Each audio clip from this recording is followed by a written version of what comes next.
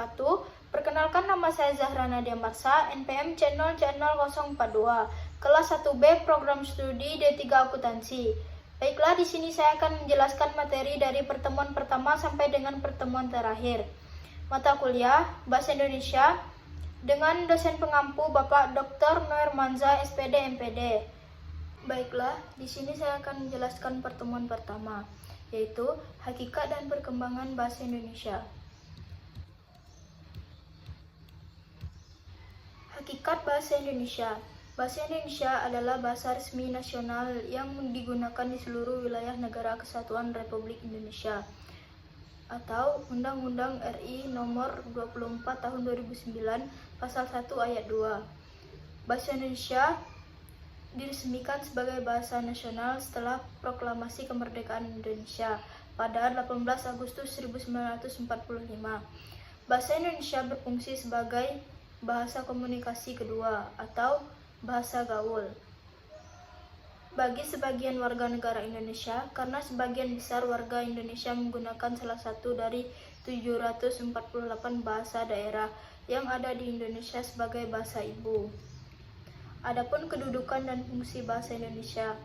Kedudukan bahasa Indonesia sebagai bahasa nasional memiliki fungsi. Yang pertama, yaitu lambang kebanggaan kebangsaan. Yang kedua, lambang identitas nasional. Yang ketiga, alat penghubung antar warga, antar daerah, dan antar budaya. Yang keempat, alat pengembangan budaya, ilmu, pengetahuan, dan teknologi. Selanjutnya, kedudukan bahasa Indonesia sebagai bahasa negara memiliki fungsi di antaranya. Yang pertama, bahasa resmi kenegaraan. Yang kedua, bahasa pengantar dalam pendidikan. Yang ketiga, alat penghubung pada tingkat nasional. Dan yang keempat, yaitu alat pengembangan kebudayaan, pengetahuan, dan ilmu teknologi. Ini saya akan menjelaskan pertemuan kedua, sikap berbahasa Indonesia. Pengertian sikap bahasa atau language attitude. Sikap bahasa atau language attitude adalah peristiwa kejiwaan dan merupakan bagian dari sikap attitude. Pada umumnya, sikap berbahasa merupakan reaksi penilaian terhadap bahasa tertentu. Menurut Pisman tahun 1986.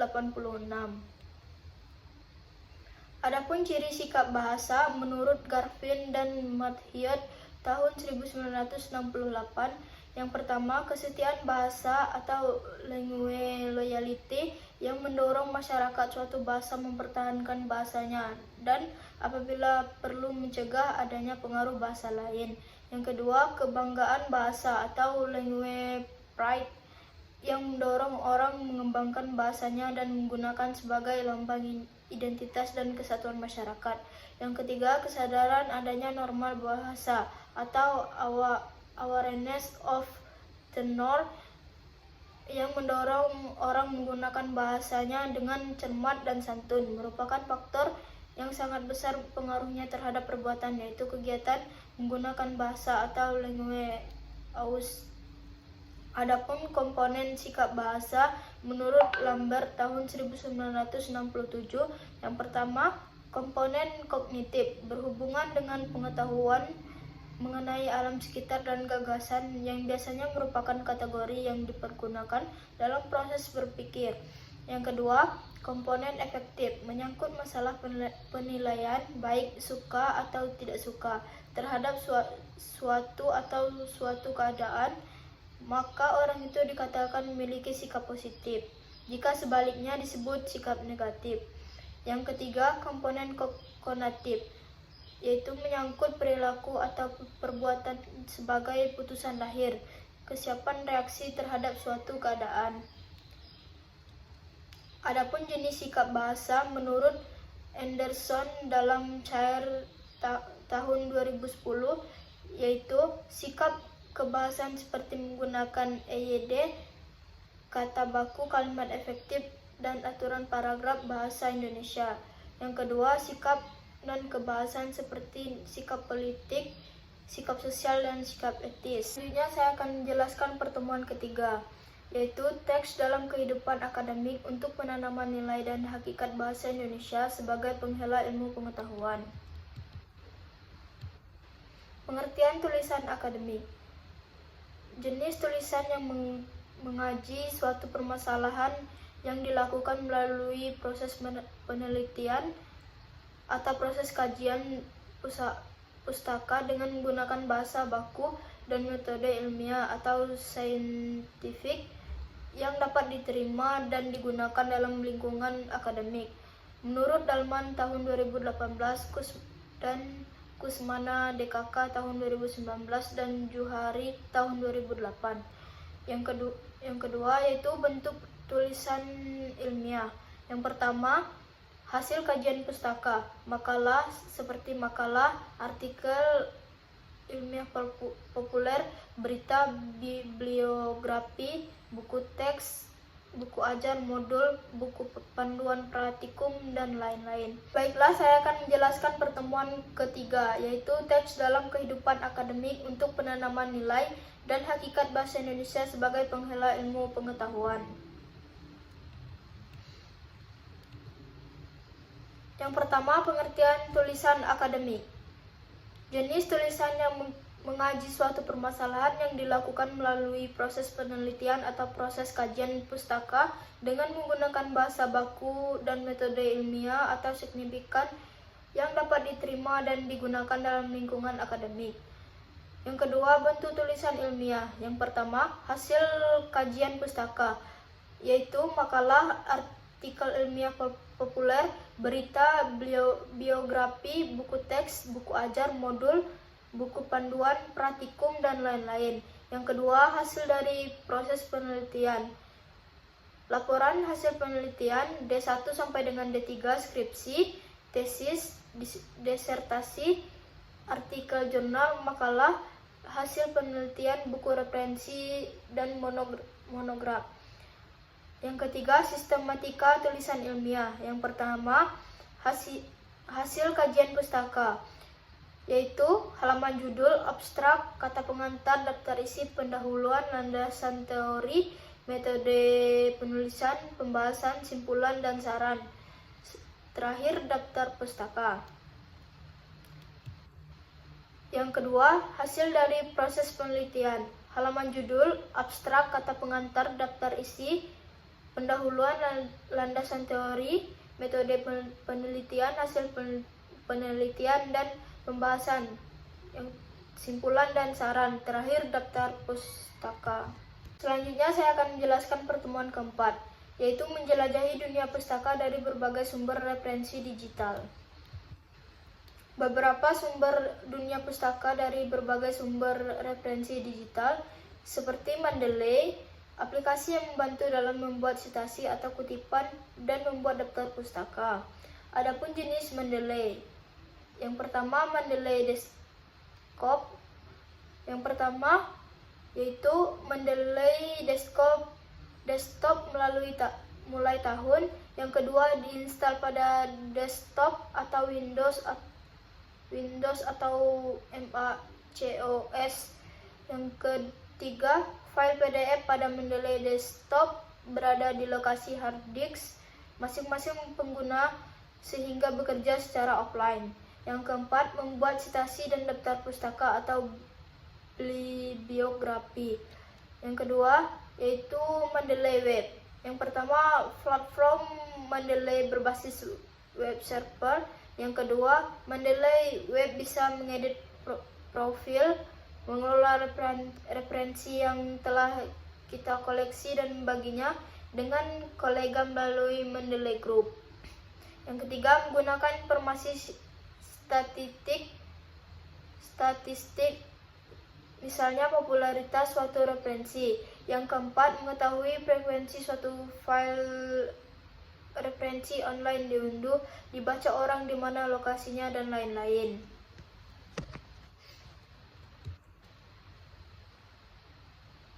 Contoh membuat latar belakang KTI dengan Mendeley. Selanjutnya saya akan menjelaskan pertemuan kelima, yaitu presentasi ilmiah.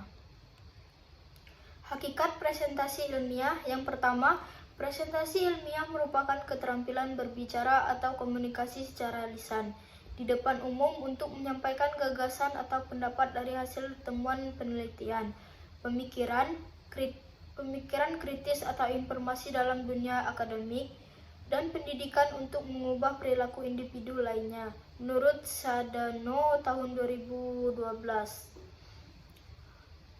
Berdasarkan pengertian di atas, terdapat 3 komponen dasar dari sebuah komunikasi, yakni pemberi pesan, komunikator, media yang digunakan, dan penerima pesan atau audiens. Adapun presentasi yang hebat terjadi apabila audiens memahami pesan yang disampaikan oleh komunikator melalui pemilihan media yang tepat sehingga audiens terinspirasi untuk menentukan atau memilih langkah terbaik. Selanjutnya saya akan menjelaskan pertemuan ke-6 dan ke-7, yaitu mendesain proposal kegiatan. Hakikat proposal kegiatan. Proposal kegiatan yaitu rencana kegiatan yang dituliskan dalam bentuk rancangan kerja yang akan dilaksanakan dalam bentuk kegiatan membuat produk atau jasa yang diajukan kepada pihak tertentu untuk memperoleh pembiayaan terhadap kegiatan yang akan dilakukan. Adapun sistematika proposal kegiatan. Yang pertama, judul, yang kedua, daftar isi, yang ketiga, bab 1 pendahuluan, yang keempat, bab 2 gambaran umum rencana usaha, yang kelima, bab 3 metode pelaksanaan, yang keenam, bab 4 biaya dan jadwal kegiatan, dan yang ketujuh, daftar pustaka.